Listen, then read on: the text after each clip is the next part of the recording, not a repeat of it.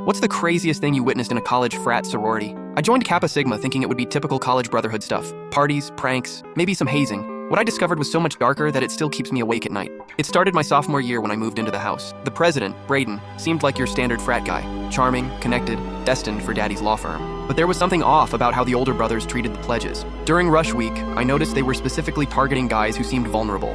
Quiet kids from small towns, guys with family money but no confidence. The type who'd do anything to belong. Fresh meat, Braden would whisper, watching nervous freshmen fill out applications. His smile never reached his eyes. I figured it was typical frat dominance games until I saw what happened in the basement. The house had been renovated recently. New floors, updated kitchen, modern entertainment system, but the basement remained untouched, locked behind a heavy wooden door that only senior brothers had keys to. The wood was stained dark, worn smooth by decades of hands. One night, around 2 a.m., I heard muffled sounds coming from below, crying, pleading, then silence that felt heavier than the screams. The next morning, Pledge Marcus looked like he'd been hit by a truck. Dark circles under his eyes, hands shaking as he tried to eat breakfast. When I asked if he was okay, he just stared at his plate like it held answers to questions he couldn't ask.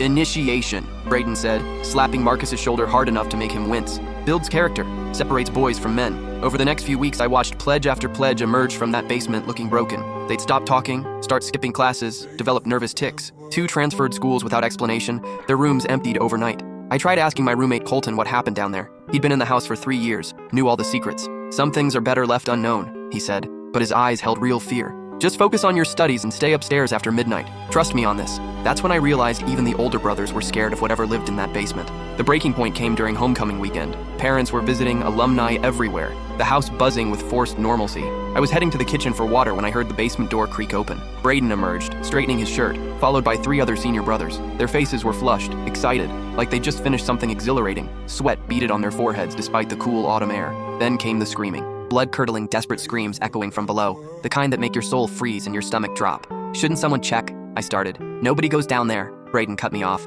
his voice deadly calm. Ever. That's rule number 1. The screaming continued for 6 minutes. I know because I counted. Paralyzed by indecision. Then silence that felt like death itself. The next morning, Pledge Timothy was gone. His room cleaned out, belongings vanished, like he'd never existed at all. Family emergency, Braden announced at chapter meeting. Had to transfer immediately. These things happen, but I'd seen Timothy's car still in the parking lot. I'd watched maintenance workers hosing down the basement entrance. Blood-stained water ran down the storm drains. The smell of industrial bleach couldn't mask what I knew was underneath, something metallic and wrong. That night, I broke into Braden's room and found his laptop unlocked. What I discovered made me physically sick. Videos, dozens of them, dating back 5 years, each one worse than the last. Files labeled with dates and names I recognized. I couldn't fit what happens next in this short video, watch the rest down below.